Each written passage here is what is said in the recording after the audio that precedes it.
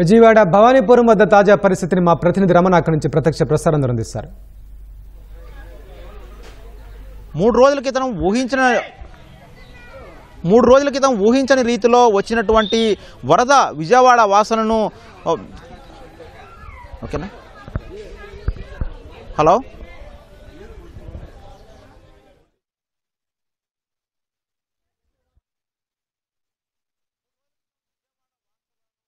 భయాందోళనకు గురి చేసినటువంటి వరద బీభత్సం సృష్టించని చెప్పాలి. పలు కాలనీలు ఇంకా విజయవాడ నగరంలో చూస్తే కనుక ఇంకా నీటిలోనే మునిగిపోయాయి.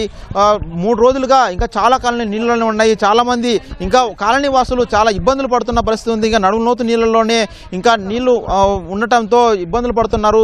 సరైన ఆహారం లేక రాకపోకలకు ఇబ్బంది కలిగి పస్తుండాల్సిన పరిస్థితి ఉంది. చాలామంది ఇటు నుంచి కాలనీ నుంచి బయటికి వెళ్ళిపోతున్నారు, తమ సొంత ఊర్లకు లేదంటే తెలిసిన వాళ్ళ ఇళ్లకు వెళ్తున్న పరిస్థితి ఉంది. ప్రస్తుతం మనం భవానీపురం ఊర్మిళ నగర్ లో ఉన్నాం. అమ్మ చెప్పండి అమ్మా, ఎట్లా ఇబ్బందులు పడ్డారు ఈ వరద వల్ల?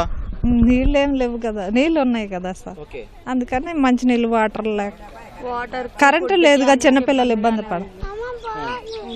ఎప్పుడన్నా చూసారమ్మా గతంలో ఇంత వరద? చాలా 10 సంవత్సరాల నుంచి. ఎట్లా ఇబ్బంది పడ్డారమ్మా ఈ 2-3 రోజుల్లో మీరు? చాలా ఇబ్బంది పడ్డాం, కరెంట్ లేదు కదా, ఇబ్బంది పడి.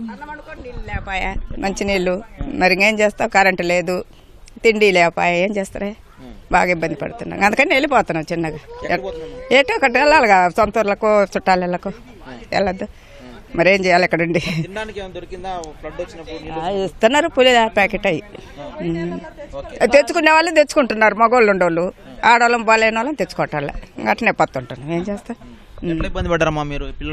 పిల్లలతో ఇంకా అలానే పైనే ఉంటున్నాము. అలా అలా కొంచెం వాటర్కి ఫుడ్కి అన్నిటికీ కొంచెం పర్వాలేదు, అందిస్తున్నారు. లేదు, నేను ఫస్ట్ టైం చూస్తున్నాను. లేదు ఇప్పటిదాకైతే లేదు, ఇప్పుడే కానీ పిల్లలతో కొంచెం ప్రాబ్లం గానే ఉంది. ఇక్కడికి పిన్ని వాళ్ళ ఇంటికి 3 days నుంచి అందుతున్నాయి, పర్వాలేదు. కొంచెం ఫుడ్ పరంగా పర్లేదు, పవర్ ఒక్కటి కొంచెం ఇబ్బందిగా ఉంది. వాటర్ లేదు, వాటర్ కొంచెం తగ్గితే గానీ కొంచెం మాకు సెట్ అవ్వదు. చెప్పండి, ఎట్లా ఇబ్బంది పడ్డారు? ఈ కాలనీ నీట మునిగింది, 3 రోజులుగా ఇట్లాగే ఉండిపోయింది, ఎట్లా ఇబ్బంది పడ్డారు మీరు? ఇబ్బంది అంటే అందరూ ఇబ్బంది పడుతున్నారు. మా ఉన్న ఏరియాల వరకు అయితే మేము అందరికీ సాయం చేసాము. మా దగ్గర మొత్తం 4 సందులు 5 సందులు ఉన్నాయి. మేమైతే సరుకులో ఒక 20 మంది దాకా ఉన్నాము. అందరం వెళ్ళి బయటకు వెళ్ళి ఫుడ్ తేవడం, సందుల్లో అందరికీ పంచడం, వీలైనంత వరకు అందరికీ హెల్ప్ చేసాము. మేమైతే అందరి ఇళ్ళలోకి వెళ్ళాము, అన్ని ఫ్రిడ్జ్లు కూలర్లు అలాంటివి ఏమైనా ఉంటే అన్ని ఫ్రిడ్జ్లు పైకి డాబా మీదకి ఎక్కించాము అన్ని. అది ఎట్లా అండి, మీరు ఎట్లా హెల్ప్ చేశారు? ఏమన్నా మీరు ఎట్లా ఇబ్బంది పడ్డారు? ఇబ్బంది పడ్డం అంటే అందరూ ఒకటే కదండి, మొత్తం నీళ్ళు వచ్చేసినాయి, అందరికి పీకల దాకా వచ్చినాయి. అందరూ డాబాలు ఎక్కారు, రేకుల షెడ్ వాళ్ళు ఎదురిల్లు ఎక్కి డాబాలు ఎక్కి కూర్చున్నాం అందరూ. ఇంకా సరుకులు ఏమైనా కావాలంటే చిన్నగా ఏమన్నా పట్టుకొని వెళ్ళి చర్చి దాకా వెళ్తే అక్కడ సామాన్లు అన్నీ ఉన్నాయి, అక్కడ నుండి తీసుకొచ్చి ఇచ్చాం. ఇప్పుడు వరద తీసింది కదా, ఏమన్నా ఇప్పుడు మీకు సంబంధించి హెల్ప్ జరుగుతుందా? జరుగుతుందండి. చంద్రబాబు నాయుడు కూడా నన్ను వచ్చారు, 2 సార్లు వచ్చారు. అందినాయి. ఫుడ్ అయితే అసలు ఇబ్బంది ఏం లేదు, 3 రోజులు వస్తూనే ఉన్నాయి. ఎంత నీళ్ళు ఉన్నా పేగల దాకా ఉన్నా వస్తూనే ఉన్నారు. కాకపోతే సందులోకి రాలేరు కదా, మెయిన్ రోడ్ దాకా వస్తున్నారు, అక్కడ నుండి మనం తెచ్చుకోవాలి. ఇంకా ఆడలో అయితే కొంచెం కరెంట్ లేదు కదా, ఇబ్బంది. అదే కరెంటు వాటర్ ఇబ్బంది. ఇది పరిస్థితి. మొత్తంగా ఇళ్లలోకి నీళ్లు వచ్చి మొత్తం నిత్యావసర సరుకులు కావచ్చు, అలాగే ఉండేందుకు లేనటువంటి పరిస్థితి కూడా నెలకొంది. దీంతో కాలనీ వాసులు తీవ్ర అవస్థలు పడుతున్నారు. ప్రస్తుతం మనం చూడొచ్చు, ఒక కిరాణం కొట్టు, చిన్నపాటి కిరాణం కొట్టు ఇక్కడ నిర్వహిస్తూ ఉన్నారు. అయితే ఈ కిరాణం కొట్టులో ఉన్నటువంటి వస్తువులన్నీ కూడా పూర్తిగా తడిసిపోయాయి, మొత్తం నీళ్ళు వచ్చేసాయి. మనిషి పూర్తిగా మునిగేటట్టు రీతిలో నీళ్ళు వచ్చేసాయి అని చెప్పేసి ఇవన్నీ కూడా మునిగిపోయిన పరిస్థితి ఉంది. దీంతో ఇక్కడ కిరాణం కొట్టు నిర్వాహకులు కూడా చాలా నష్టపోయారు. చాలామంది ఇటు ఇళ్లలో ఉన్నటువంటి వస్తువులు, నిత్యావసర వస్తువులు సహితం ఇట్లా గృహోపకరణ వస్తువులు కూడా మునిగిపోవడంతో చాలా వేలల్లో లక్షల్లో కూడా నష్టం వచ్చిన పరిస్థితి ఉంది. చెప్పండి, ఎట్లా మీరు ఇట్లా నష్టపోయారు, ఏం జరిగింది? ఇది అనుకోకుండా వరద రావడం మాకు చాలా ఇబ్బంది అయిపోయింది. అన్ఎక్స్పెక్టెడ్గా అసలు సర్దుకోవడానికి కూడా అసలు మాకు టైం లేదు. అసలు ఆ టైంలో అన్నీ కింద అన్నీ ఉన్నాయని మొత్తం తడిసిపోయినాయి. మొత్తం లోపలే మోకాళ్ళ దాకా వచ్చేసినాయి. మొత్తం తడిసిపోయి మొత్తం ఇప్పుడే సర్దుకొని ఇప్పుడే తీసాను షాపు. అది ఎంత నష్టం ఉంటుంది మీకు? ఇంట్లో కానీ నష్టం మొత్తం 2 lakhs దాకా నష్టం జరిగింది. అందరి ఇళ్లలో అందరూ సర్దుకోవడానికి కూడా వాటర్ 1 అవర్లో మొత్తం స్ప్రెడ్ అయిపోయినాయి మొత్తం. అందరూ పాపం అందరూ చాలా ఇబ్బందులు పడిపోయారు. ఎవరి ఇళ్ళకి వాళ్ళు ఊర్లోకి వెళ్ళిపోయారు పాపం. ఎందుకు వరద ఇంత స్థాయి వరద రావడానికి కారణం ఏంటి? ఇదివరకు ఎప్పుడన్నా చూసారు ఇట్లాంటి వరదలు మీరు?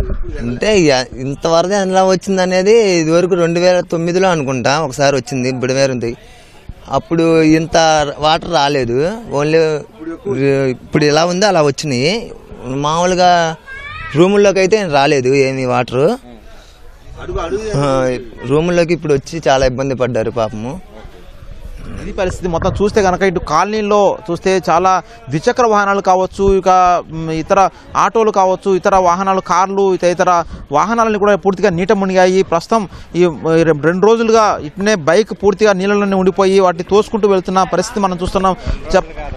చెప్పండి, ఎట్లా మీరు నష్టపోయారు? బైక్ పనిచేస్తుందా లేదా? ఏం జరిగింది? బైక్ పనిచేయట్లేదు, ఆటో పనిచేయట్లేదు. ఆటో కూడా పోయింది, బైక్ పోయింది, నీళ్ళ మునిగిపోయింది, మొత్తం మునిగిపోయింది. ఇంటి దగ్గరే. శనివారం స్టార్ట్ అయింది. ఆదివారం నేను అసలు అంత రావనుకున్నాం. ఇంత వచ్చినట్టు అసలు ఇంత వచ్చి బయట ఆడని పెట్టుకుందాం మామూలుగా. ఇంట్లో మామూలుగా అన్ని బియ్యం కానీ అన్ని మంచం, బీరువా, ఫ్రిడ్జ్ మొత్తం పోయినాయి. సుమారుగా 1,50,000, 1,02 లక్షల దాకా అయింది. ఓన్లీ చుట్టుపక్కల కూడా అందరూ అంతే. ఆటో ఒక్కదానికే 1,50,000 అవుతుంది. ఇప్పుడు షోరూమ్ వాడికి ఫోన్ చేస్తే వాడు ఒకటే మాట, 1,50,000 తీసుకొని వస్తే షోరూమ్కి రా, లేకపోతే లేదంటున్నాడు. ఒకటే మాట. వైర్ కిట్ ఒకటే 80,000 అవుతుందంట ఆటోకి. ఇది పరిస్థితి. మొత్తంగా చూస్తే కనుక ఇటు ఇళ్లలోకి ఒక్కసారిగా అనుకోకుండా వచ్చినటువంటి వరద, ఆదివారం రాత్రి వచ్చినటువంటి వరద మొత్తం ఇళ్లను మొత్తం ముంచేసింది. నిత్యావసర వస్తువులు తడిసిపోయాయి, గృహోపకరణాలు మొత్తం పనికి రాకుండా పోయాయి. ఫ్రిడ్జ్లు, అలాగే వాషింగ్ మిషన్లు, తదితర వాడేటటువంటి వస్తువులని చాలా దెబ్బతిని పనికి రాకుండా పోయిన పరిస్థితి. ద్విచక్ర వాహనాలు కావచ్చు, కార్లు, తదితర వస్తువులన్నీ కూడా దెబ్బతిని అపార నష్టం వాటిని చెప్పేసి ఇక్కడ ప్రజలు చెబుతున్నారు. అయితే ప్రస్తుతం అయితే నీరు తగ్గుముఖ పడ్డదా, ప్రభుత్వ పరంగా సహాయక చర్యలు అయితే అందుతున్నాయని చెప్పేసి ఇటు వాటర్ కానీ లేదంటే తినేందుకు ఫుడ్ కానీ ఎలాంటి ఇబ్బంది లేదని చెబుతున్నారు. అయితే వీలైనంత త్వరగా ఈ ఫ్లడ్ మునిగిపోతే ఇక ఇళ్లను శుభ్రం చేసుకోవడం, తదితర ఇంకా వచ్చినటువంటి నష్టాన్ని కొద్దిగా తగ్గించుకునే ప్రయత్నం జరుగుతుందని చెప్పేసి ఇక్కడ ప్రజలు అభిప్రాయపడుతున్నారు. కెమెరామెన్ శ్రీవన్ నందతో కలిసి వెంకటరమణ, ఓ2 స్టూడియో.